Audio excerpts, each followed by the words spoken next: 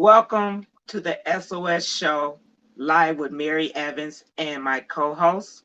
Miss Marsha Easley. Good morning, Mary. Good morning. You guys are listening to Sunday Morning Conversation. The SOS show stands for Share Our Stories. We would like to bring people to the platform that could share a story that could motivate or inspire you in any way that we can in your life. So SOS also means help. So we have two meanings behind the SOS show. How can we help you? And we want you to share your story to see how you can help others.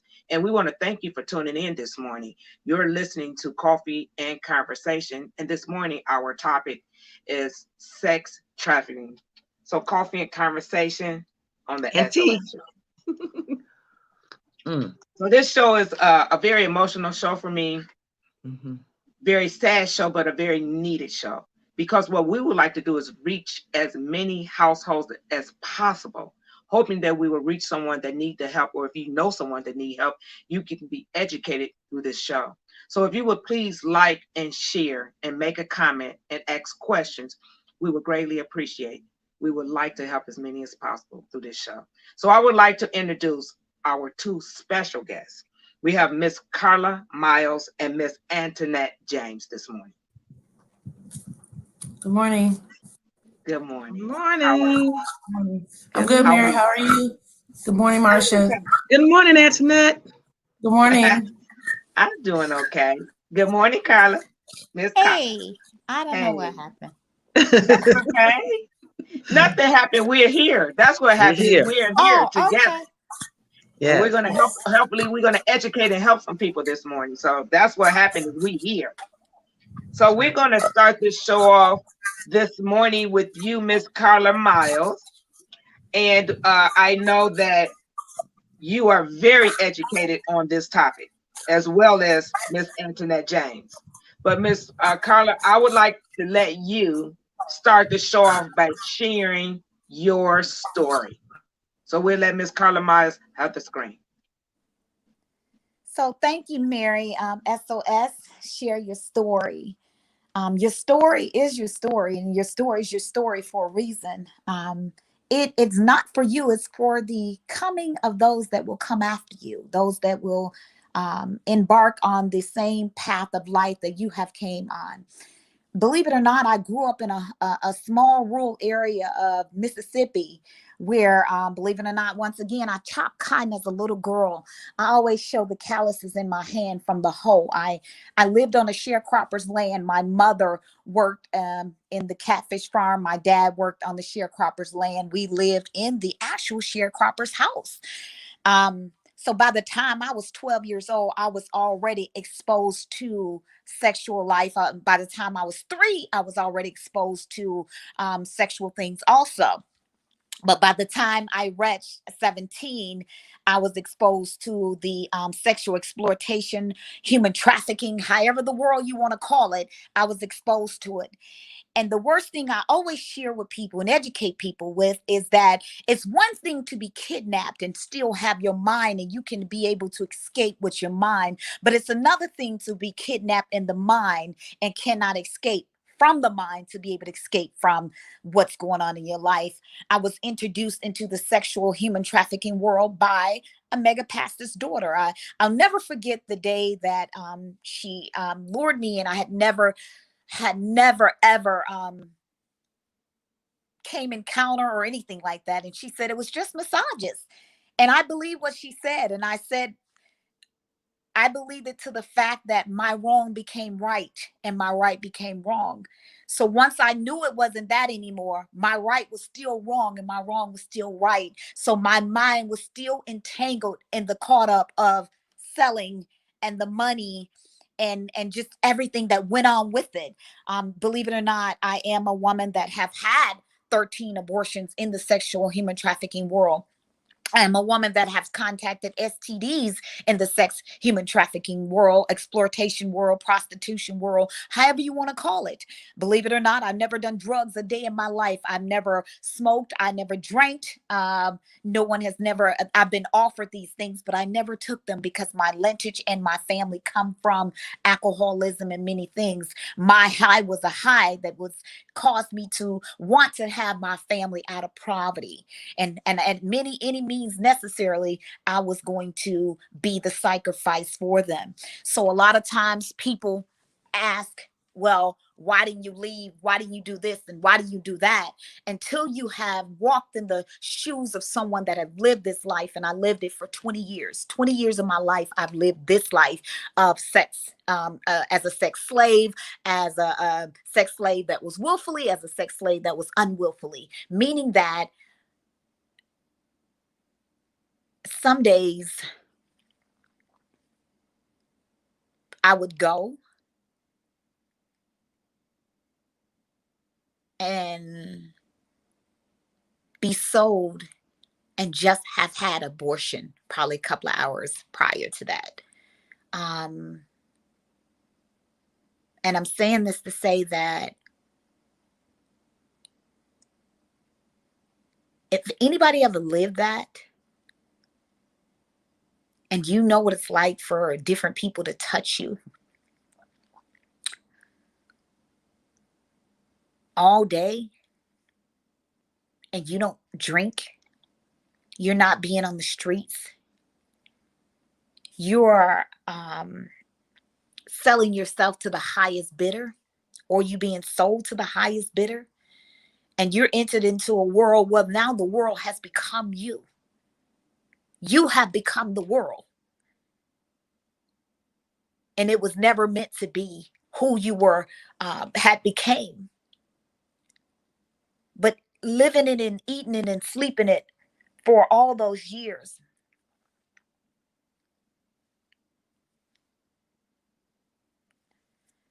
had became who I was. So there was no wrong in what I was doing, because my right had become my wrong, and my wrong had become my right. My mother knew what my life entailed. Those around me knew what my life entailed. And nobody instructed me and nobody guided me on anything.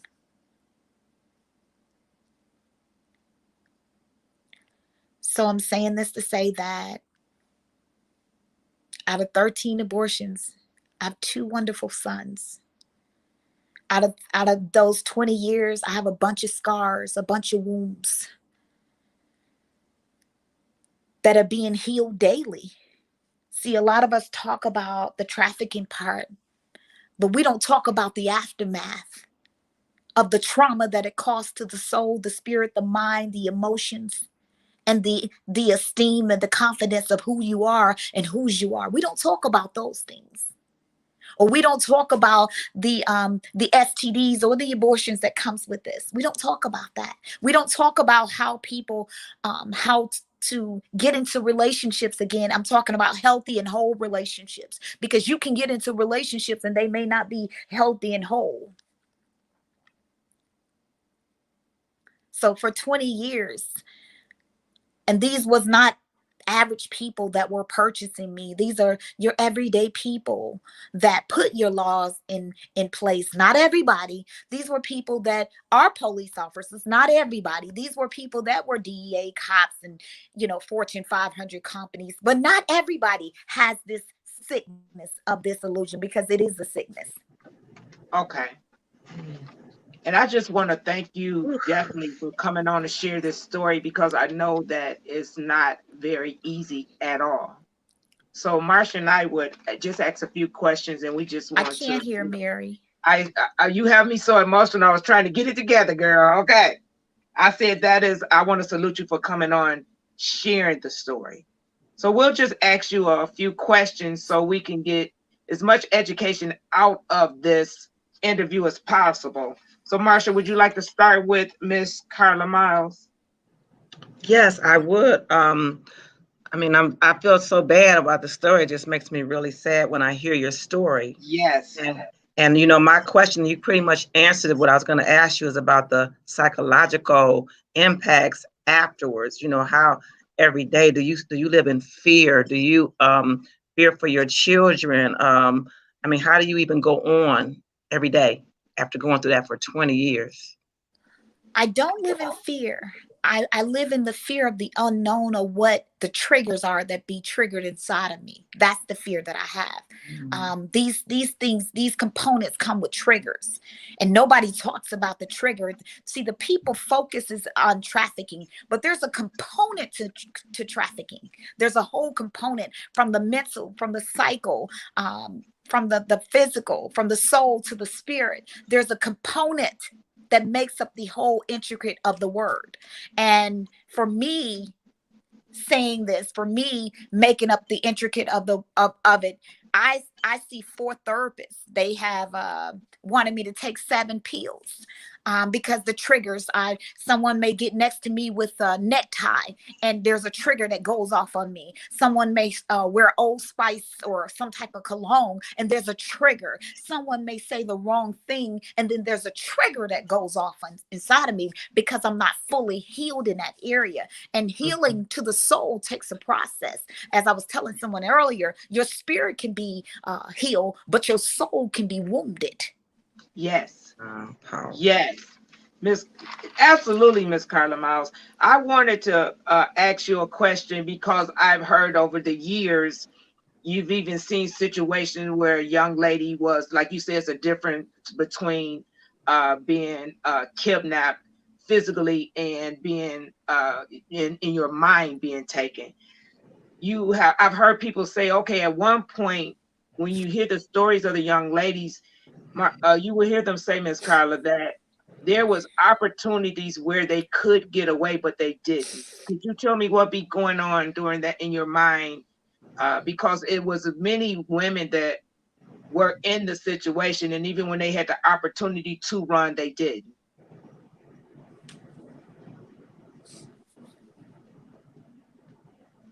Miss Carla, did you hear the question, or are you thinking? Hello? Can she hear you? Maybe not. She might have froze up. So we have Miss Antoinette James, and we'll wait until maybe she froze. She can come back in. No, she just said she can't hear you. Oh. She just said it. Okay. Miss Carla Miles, can you hear me? Hello? She says she can't. Okay, so they'll fix her. Okay, welcome to the show, Miss Antoinette James. Could you please tell the audience about Miss Antoinette James?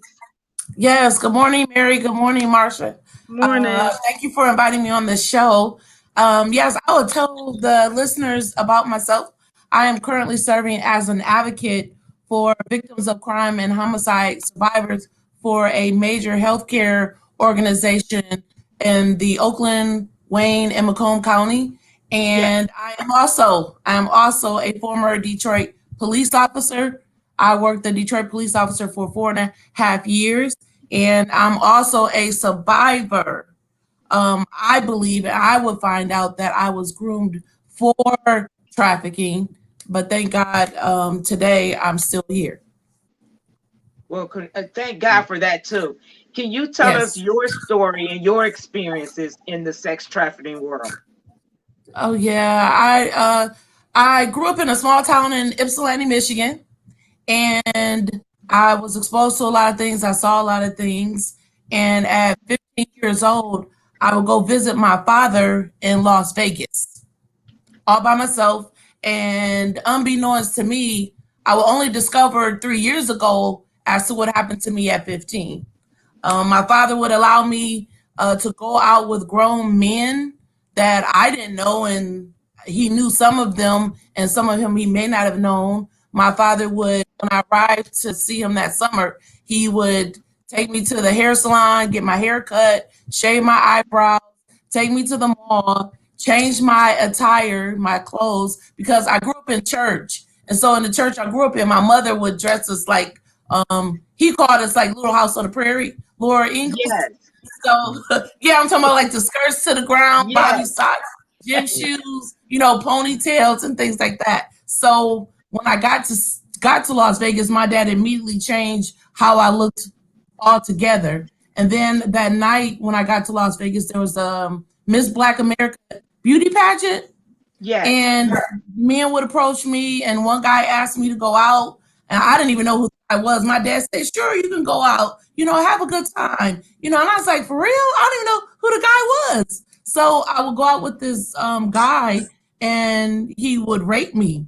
And then he would give me money, and he would like, "You acting like a little girl." I'm like, "I'm only 15.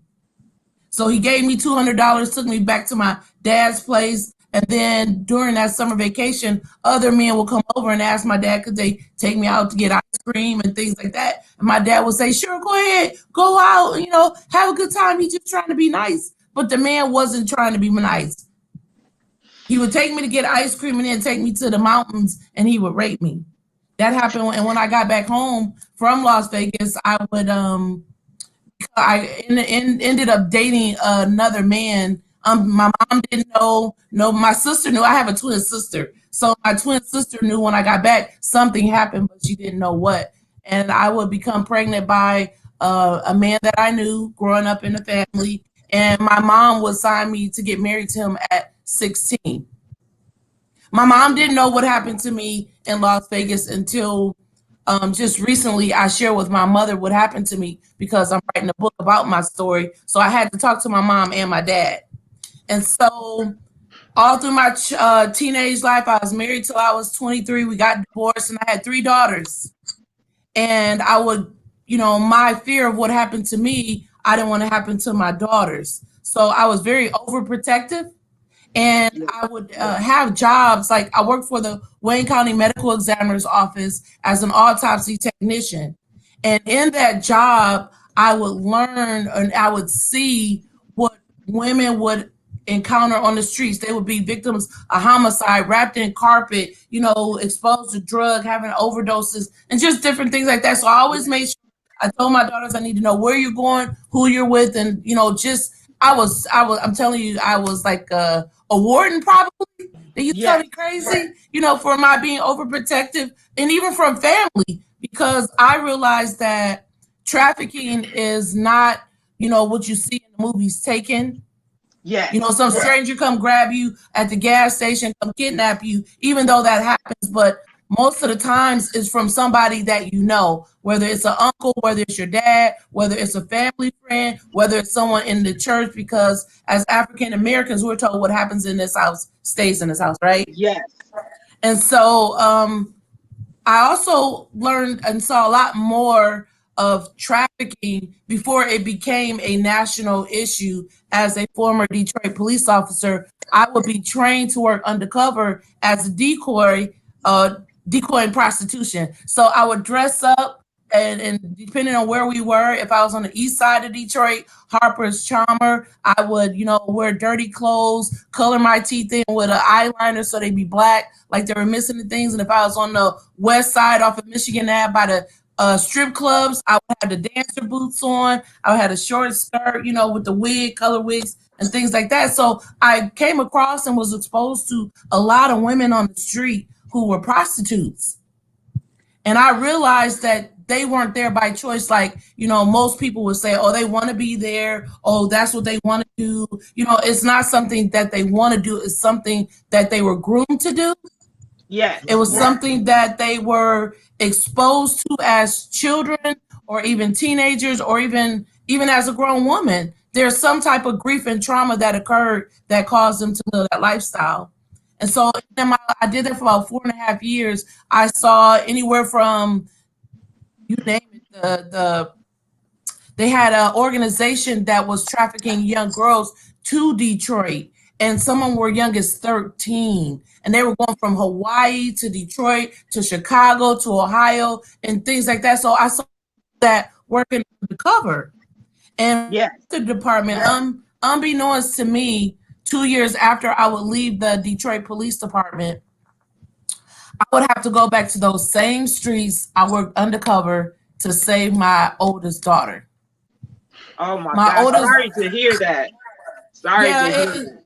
Yeah, it was a 11-year journey that And I tell people God will wake me out of my sleep to go find my daughter.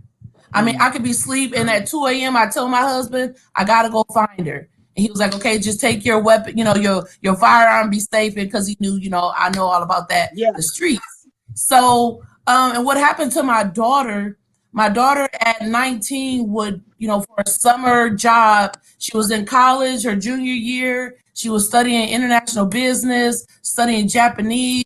And, we had some issues. Of course, mother and daughters have issues. We want them to do our thing and they want to do their thing, right?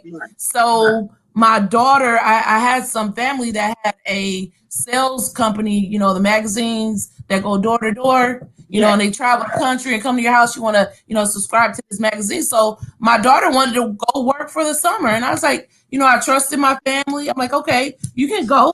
And what happened to my daughter during it's probably about maybe a year she was out on the road with this, traveling the country, selling magazines, she would be exposed to ecstasy.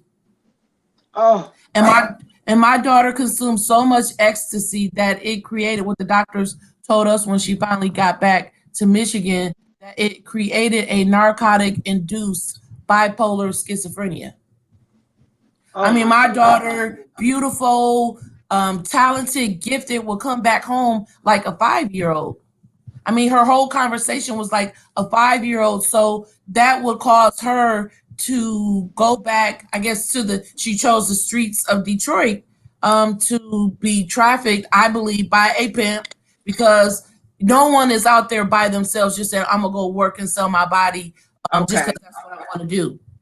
And being that I worked as a police officer, I knew that not just by what I saw, but what the women on the streets told me and shared with me. So my daughter was being pimped on the streets. I would find her in the street naked. I would find her coming out of an alley. I mean, in a stupor. My daughter had gotten so skinny, she looked like a skeleton. So I would find her, cover up. I would take her to the hospital. I would get calls from the police department because she would tell them that her mom was a police officer and give them my name. So they would call me. And my daughter, would be in the hospital stabbed. My daughter would go to jail. I mean, it was just a vicious cycle that I would go, it took 11 years to get my daughter, and I give God all the glory because he prepared me. I wouldn't even know it. He prepared me to find her, because as an undercover police officer, I wouldn't even, if it wasn't for that, I wouldn't even know where to look for her. I wouldn't even know the streets. I wouldn't even know the language of the streets. So I was able to go, like I said, it would happen like every 6 months or every year, whenever God would lay on my heart to go find my daughter. I mean, it could be 2, 3 o'clock in the morning. I'd be around till daylight looking for her. And so finally, I would ask the court. I'm talking about the mayor. I emailed the prosecutor's office. I emailed state representatives. I emailed people on the city council. Help me save my daughter. Yes. So I have a question for you. No response. They told me that my daughter was an adult. My daughter was willingly and willfully doing what she was doing, and that the John she was engaging with, they all were giving consent. They called it consensual sex. Yes. And I said, are you serious? My daughter has a mental health challenge. I laid it down. I wrote it in emails, and no one helped me until one lady said, well, you need to get guardianship for your daughter. I was like, guardianship. So make a long story short, my daughter is in recovery, and she is still here with us, and I thank God for just allowing me. Yes, thank Carla, you. Miss Carla, hear that story. I'm sure that it's really sad, and I'm just praying for you and your family. I had asked a question, Carla, before it went out. I've heard people say over and over where they were in the situation and had opportunity to leave but did not leave, Miss Carla. Is that when we're talking about the mental part, when you can get out but you won't get out? Yeah. So therefore, that's the reason why, the system. Well, they do. you have a lot. There's components to this business. It's a business. Okay, let's clarify that. It's a business. It's components to this business. It's ranks to this business. You know, you got pimps, you got madams, you got bottom H's. I don't want to, you know, sound disrespectful, but it is. So it's a mental thing that has been compressed against your mind for so long. If I tell you something for so long, after a while, you're going to believe it. Even though you're looking in the mirror and you don't see the scar that I Miss see. Carla, can you But stop a second and turn your volume down? I just hear echo, and I really want people to hear you, and I believe it's your mic. okay. And what about now, beautiful? Okay, that sounds better. I really want us to get this, okay? Okay. So I'm saying this to say that after a while, you can have a scar that don't exist, but they tell you the scar exists. So after a while, you see the scar, but it's really not there. So she wants to break away. She tries to break away. She even breaks away in her mental at times, but then she comes back because her right has become wrong and her wrong has become right. And that's where her safety is. See, a lot of women do get out of it. I am one of them, but I went back to what I know. I actually went back. People don't talk about that part. I went back. I went back to the safety nest, what I knew, where I knew I could get money, where I knew that I was safe. Doesn't make it right, but I went back. Okay. I Okay. failed and I went back. You But went back. today I have not been back, but I have fallen. I have fallen and went back to what I know. So there's plenty of women, plenty of little boys, plenty of transgenders, plenty of people that want to exit, but in their minds, they just don't know how. And Miss Carla, right now, transgenders are they consider top payment for transgenders. Why is that, Miss Carla? My opinion, because there's Yes. two components, and I'm just gonna say that part. Yes. Two, transgenders are the highest. They go higher than anybody as being sold. And a lot of times they're not talked about. A lot of them are murdered. That's not talked about. It's pushed under the rug because nobody wants you to know the magnitude of the sicknesses. This is a sickness. This is a very bad sickness. I'm not talking about the discipline, the crime. I'm talking about the root of the sickness. This is perversion at its highest. This is fantasy at its highest. This is mind taken at its highest. This is exploiting at its highest. This is controlling at its highest. This is rejection at its highest. This is sex slave at its highest archies. You know, the saddest part is that we, Miss Carla and Miss James, we have some of the people at the highest level that we trust so much, businesses that you would ride past every day, and not all, but I give example up on my reading, massage parlors, holistic centers, we have judges. It don't matter, it don't discriminate. And I think it goes so far because we have so many people that we trust, that we hold up on this pedestal, and they are a part of the business. Yes. I agree with that. Which is, you know, and so it gets away. I also was reading, and Miss James, you can answer this question. Everyone that I studied that was in that life or it became their life, they all were sexually abused from home, either a family member or a close friend of the family. And it goes so deep.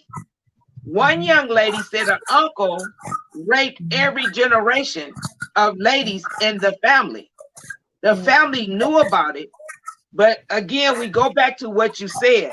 What happens in this house stays in this house. Yeah. And that's what you agree? I agree with that.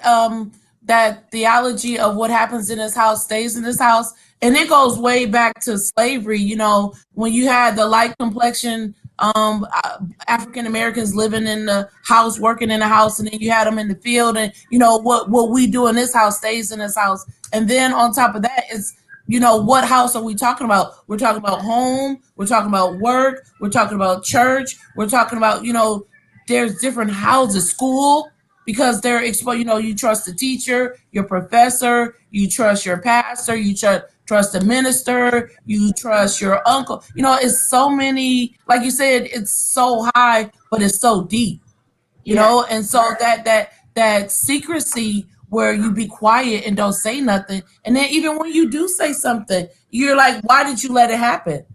You're re-victimizing the victim all over again. It's their fault. Why'd you let this happen? Are you serious?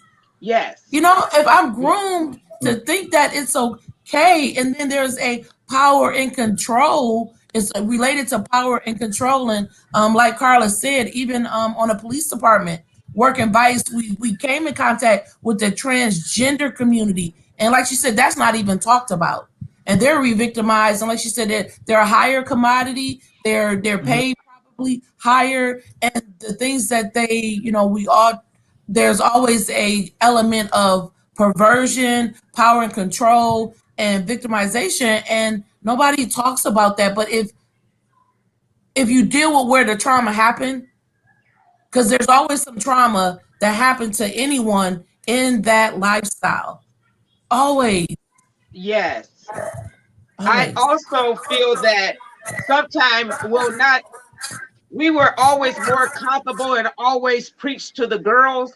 But now I have one grandson. We have to educate our sons just as much. And I think we get a little more comfortable because they're boys. And anybody that's listening, we need to definitely stop with that mindset, because the boys now are being touched just as much as the girls. And I did a show on male. We have to stop it. We have to have that conversation with our sons, our daughters, our grandsons, our grandsons. We have to have the conversation because it's happening more and more every day. One of the shows I did, and I'm telling you, I'm dead serious. I was this age to even, I never even thought about it. But he was raped by his auntie repeatedly. We always talk about the girls. You didn't hear those conversations about the boys being raped. And when you would think about the boys, you would automatically think about another male raping the boys. For years, his aunt raped him. For years, his aunt was his babysitter. Wow. So we have to change our mindset. We have to start educating both sexes, because it's happening to both of them. And when we do that, like I tell my grandson, I don't care if it's your mother or your father. They have to have a relationship with someone that they can talk to about anything. You know, that's why I think that aunts and uncles and grandparents are so important in children's lives, because what they can't talk to their parent about, they might come and let you know, and you can help them. I was in a class because I have my master's in social work and my associate's degree in counseling and mental health. We have to do so many continuing education credits per year in order to keep my license. And we learned something very interesting in one of the classes. You know, as we have little girls and we give their private parts nicknames, go wash your cookie. You know, one of the things that we were taught in the class, for whatever reason, parents feel more comfortable nicknaming the private parts. Our instructor said, you tell that child exactly what it is and what it's called. This is a sad story, but a little girl was coming to school 6 years old, and she would come to school every morning and tell her teacher, my daddy was playing with my cookie last night. The teacher never paid attention because she kept hollering cookie. You know, they young, you holler cookie. And it took 3 years. I think she was in the 8th grade before they found out. For those 3 years, she was crying for help. She was telling the teachers, But because their mother had nicknamed her vagina all these different nicknames, nobody knew what she was talking about. So when we're educating our children, we have to say penis, we have to say vagina, we have to teach them the correct word. Anybody listening, if you nicknaming those babies and tell them nicknames for those body parts, you have to, if they're old enough for you to teach them a nickname, they're old enough for you to teach them. We have to start teaching the truth to our children, and maybe we can help some of them before it happens because they know what's going on. Sex is like a taboo in a lot of families. My Yeah, it mother is. never talked to me about sex. My dad actually did. You know, so for some parents, it's just hard for them to have that conversation. And I'm just saying to anybody that listen, we have to stop that. What is your opinion on that? How do I agree.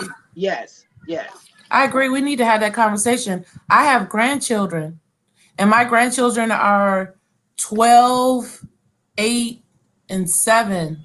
And I've discovered you have to talk to them at 7 because they're seeing it on YouTube. They're seeing it on TV. They're seeing it in the cartoon. So we have to have that conversation with our children. Like you said, call the private parts what they are, vagina, penis. Because Yes. Cookie, you think they're talking about a cookie when they're actually talking about he touched me. He inserted his penis into my vagina, not his hot dog into the cookie. You know what I'm saying? Yes. Hot dog Yes. into the cookie. So Yes. education starts at home. My family, in my household, it's you don't kiss anybody. It was never talked about why. And growing up in churches, you don't do that. It really wasn't talked about. It wasn't. And you were right about the boys. Working undercover on a police department, it was so many transgenders that were molested as boys. They would share the story if we, did a sweep. We would do a sweep through the city and pick up the transgenders because sometimes the complaint for the trafficking on Woodward between 6 and 7 Mile was so heavy that we would go do a sweep, and the men, that I talked to, the transgenders would share. When you show you care, that's when people share. I discovered Okay. that.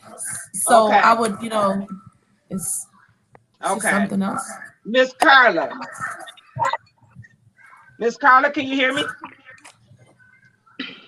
Maybe she can't. Miss James, could you share with Yes. us something that can help anyone that's listening in regards to different signs that we might can look for someone that's in trafficking or need help? Can you share any tips with us? Yeah, based on my personal experience, based on what I saw with my daughter, based on what I saw as a police officer, I think if you notice the changes are sometimes subtle, right? Whether it be how they dress, they may shut down emotionally, mentally, they may not talk, they may even, show outwardly a different behavior, more provocative sometimes. Like myself, I don't think I showed outwardly when I got home because I shut down, right? I shut Yes. down because I didn't even know how to process what happened to me and what I was exposed to, and at my dad's that summer. I didn't even know how to process it. So I kind of shut down and became rebellious. Oh, Very really? defiant. Yeah, very defiant because, if the church said don't do this, my mom said don't do that, I did the total opposite. I did the total opposite of what they said. I ran away from home with my children's father. I would be with him because I was 16. Actually, I was 15 when I got pregnant and he was 22. So he had a car, had his own thing. So I would run away. I'd be gone. So if you So, notice that sporadic behavior and things like that. okay. I know Yeah. when you one of the things that I was reading, and by you being a police officer to help, is that even their training in the emergency rooms, a lot of times your ladies would come in, not they don't have ID. That's a Yep. sign. Not having ID. If Yes. they're being questioned, the person Yes. that's with them always answered the question for them. They were Yes. not allowed. So any communication was cut off, whether it be the woman or a man bringing them in. And I hear a lot of times when you come in, I guess at one point you move up in the, because it's a process to this, and you might come in being trafficking, but you also in the end be the one that's going out to help solicit the girls. That's very true. And so when they would have to take them in, they would send that female in with them, but they never were allowed to ask questions. And I really love that they are actually training the nurses. They're training, in different doctor offices. They're training individuals different signs to look for in trafficking. So I think that's a beautiful thing. Oh yeah, it's really beautiful because what they're also doing is they're not allowing, sometimes if they're repeatedly coming to the ER, Okay. if they're how can I put, if they're like at the dentist's office missing teeth and major dental issues and wanting to fix their teeth, because sometimes the pimp want to fix their teeth depending on the level of trafficking that they're on. They want to fix their teeth. If you notice tattooing, there's a lot of tattooing going on the victims to, show whose they are, like a property kind of thing, like a branding thing like that. So there's a lot of things to pay attention on. And in the hospital, as well as there's a number of STDs. Okay. They're always coming in with STDs, unprotected sex, and things like that. There's so many things to look for and to pay attention. And like you said, if the pimp or the female who is responsible for, they call them the bottom B or the top, B kind of thing. And Yes. Carla can relate to me on that. They'll come in with the female, like if they're the aunt or the sister, but they're really not. So Miss Carla, can Miss Carla hear us? I don't think she can, and she's good on that. Something is going on with her speaker. But yeah, so you come in and like she always talk about is levels to that. I want to talk about Miss James. I just want to say, if you ask you if there's anything that you could say to somebody out there that's listening, what would be, all of it is important, but what would be something like if somebody out there that needs help,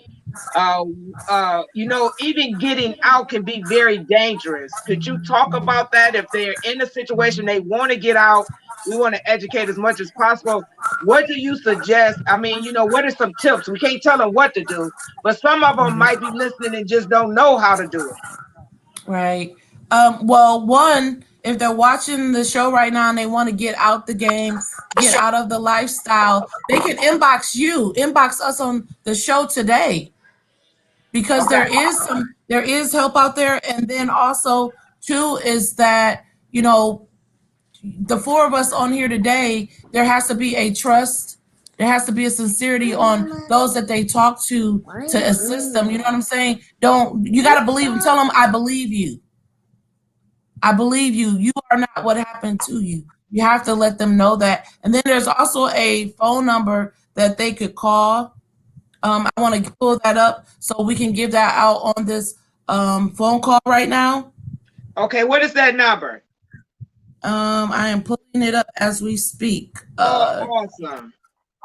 Give me a second. Because when you're trying to leave, it's very dangerous to leave to get out, And most of the time, would you say that that they will come looking for you? Would you say most of the time, if you're trying to get out, they actually come searching for you, Miss James? I think at some point they may come looking for you, because it's always dangerous when you leave and I know we're not talking about domestic violence, but the height of the danger is when you're leaving.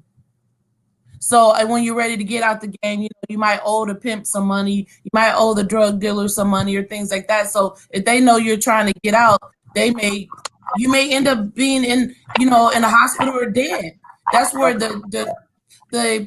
the lifestyle, they come in the hospital multiple times, and every time they come in is more severe than the last time. So I think, yes, that is very true. That is very dangerous to leave, but there is a way out. And I'm pulling up the number right now for them to contact a hotline. And then also too, the trust factor with law enforcement.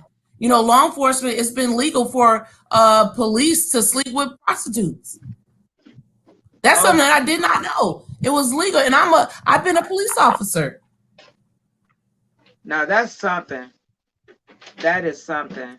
So at the this is the thing that's really sad behind it as well, is that the people that are supposed to protect you a lot of times are the people that's hurting you. Yep, it really is and I had an experience on the police department working undercover where, unbeknownst to me, the John who attempted to pick me up was an associate pastor of a major church. I didn't know that.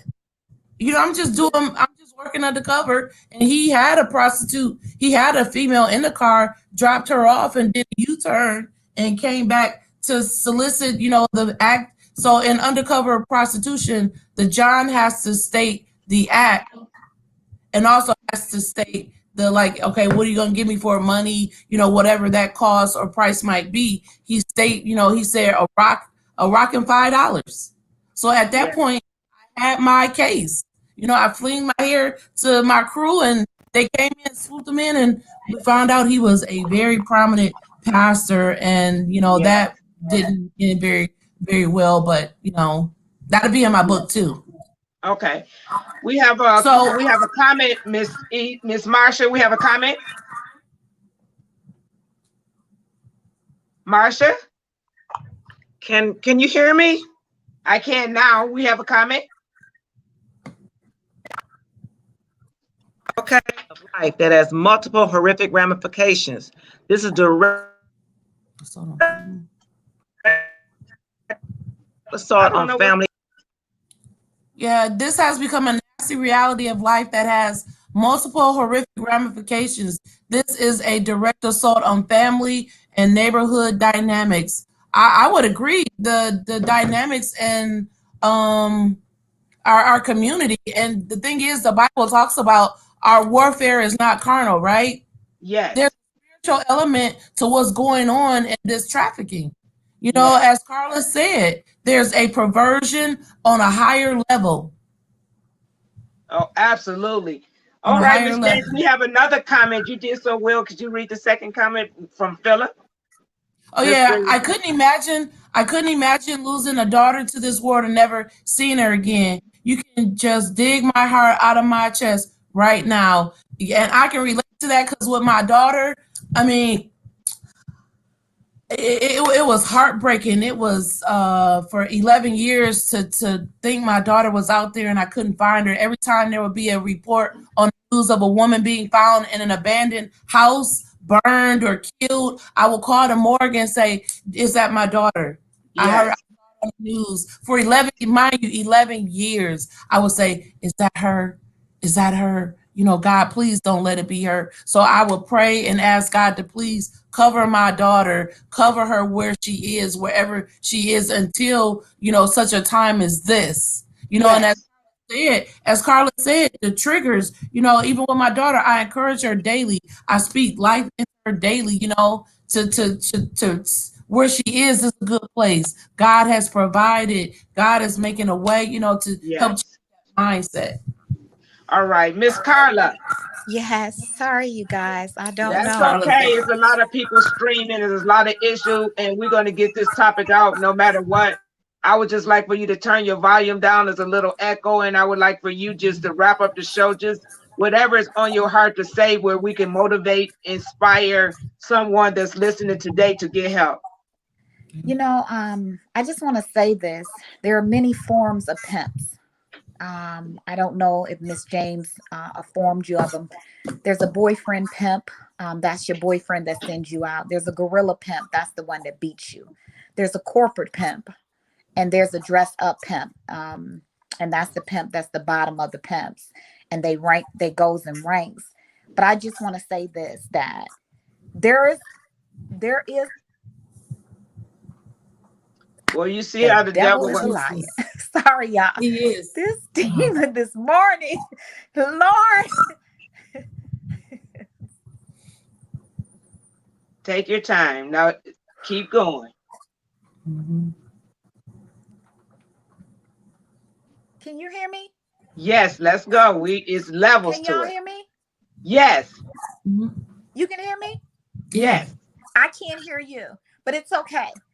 I'm saying this to say that these are somebody's daughters. Yeah. These are somebody's sons. These are whether they transgender, they're somebody's son or daughter or however you want to call it. Don't do anything that you don't want done back to you. And for those that are sick, and I'm talking sick, go get help. Mhm. And women that are married, don't excuse your husband for this behavior. Mhm. People that your brothers and sisters that are doing these things, don't excuse them for this behavior. Go get them help. Mhm. Go talk to someone that you can trust. And for women, men that are out here, because they're all people that are being trafficked and exploited, please tell someone that you can get the proper help that you need because it's real. You don't want your daughter or your son seeing four Mhm. therapists. You don't want your daughter or your son catching STDs because they exist and they are real. And I caught them with no, I caught the STDs and didn't even drink, didn't even smoke. Okay. Um, you don't want this. So you want your children to be protected. And you may think it's the outside people, but it's the closest people that are to you that are doing this bodily harm. And on that note, hurt people hurt people. Right. That's what hurt people. Mhm. If they're not Oh my healed, God. they're going Yes, to hurt you. So be girded and be guarded and do not yes, Yes. ignore these signs when you see them. Oh, he just playing. Oh, she's just playing, because you don't want to have sleepless nights looking for your children. And Mhm. right. thank God she looked for hers, because ain't nobody looked for me. Oh Yeah. my God. Nobody looked Miss for me. James, could you read the comment But that's I up for believe me? that there was somebody that was praying for me through it all. Yes. Yes. Every Mr. time Phillips I laid says, on the abortion table, every time I caught an STD, every time I had a beam to my head being about to be shot at, every time I was in handcuffs, I believe that there was somebody praying for me. And mhm. that's why I'm here today. Not Amen. because by chance, not because of how I look, and not because of any of that. And I just want to end this story. A lot of young girls always say they want my teeth. These are veneers. And these veneers came with a price. So I don't think you want them, because they were purchased by a John that called me a nigger the whole night to get them. So think about some of these things, young ladies. Think about some of these things, young men. We Mhm. have been dehumanized long enough. Mhm. So therefore, it takes a village to bring closure to this. We may not be able to stop the sexual war. Well, we will be able to stop them for taking children's and minors. You guys have a great and awesome day. And I love you guys. And I'm saying this from the heart of heart, as my heart is crying to you. This is not for show for me. I lived it for 20 years of my life, sleeping with 20 men a day. 20 men. 1, 2, 3, 4, 5, 6, 7, 8, 9, 10, 11, 12, 13, 14, 15, 16, 17, 18, 19, 20. So think about these things and look at your children Yeah. and think very hard.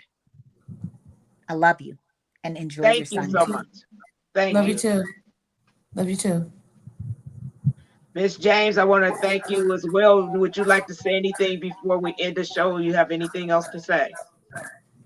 I would just like to first thank God for even you all allowing me to share my story today. And I would also like to share with those who are listening, if you know anybody that is being trafficked, like Carla said, help them get help. You know, sometimes they don't even realize, you know, you say, look in the mirror, look at the man in the mirror. I say, look in the mirror, in the man. You have to look into yourself, because sometimes they don't even know they have a problem Yes. and All that right. there is help. I have a number that I would like to give out. Okay. What is that number? The number is the National Human Trafficking Hotline number is 1-888-373-3733. 7888. Again, that's 1-888-373-7888. And if anybody on this line is listening to your show and knows someone, I am a crime victims advocate and a homicide survivor advocate. They can inbox you. Okay. And you can contact me and I can help them get the help that they need. I tell patients and individuals I come in contact with, I'm not the light at the end of the tunnel. I'm the light through the tunnel because it's really dark. Oh my God. I would like to take the opportunity for Miss Marsha to read a couple of comments because it was so deep. I didn't want to cut you off. So let's read a couple of the comments. I'm gonna tell you something because my connection was bad, so I can't see either. But I'll try to read this one from James Morris. He says, I have a beautiful daughter and a son, and as a single parent, I try to make sure that my kids are, I can't see these things, see things coming, you know. Yeah, Miss James is good. Miss James, read that comment for us. Please read it, 'cause Okay, James Morris says, I have 4 beautiful daughters and a son. As a single parent, I try to make sure that my kids see things coming, even things that are lurking. I will go to the ends of the world to protect my kids and get them back, even if I die. Even if he dies, yes. Yep. Powerful. Mr. Phillips says, powerful conversation and powerful words. Yes. Yes. Yep. Yep. Thank you, ladies, for sharing your truth. We thank you from the bottom of our hearts. It's not an easy truth to share, but hopefully we help someone. And I look forward to seeing you on the show again, Miss James, and I keep you and your family in prayer. Thank you. Be safe. Thank you, Miss Carla Miles. The devil was busy. He tried to stop the show, but we kept running. We kept going. Yes. Crazy today. Yes. Yes. You know, I look to see you this again, and you is- guys have a can great tell Sunday. when something is very Okay, you too. impeccable. Okay. Okay.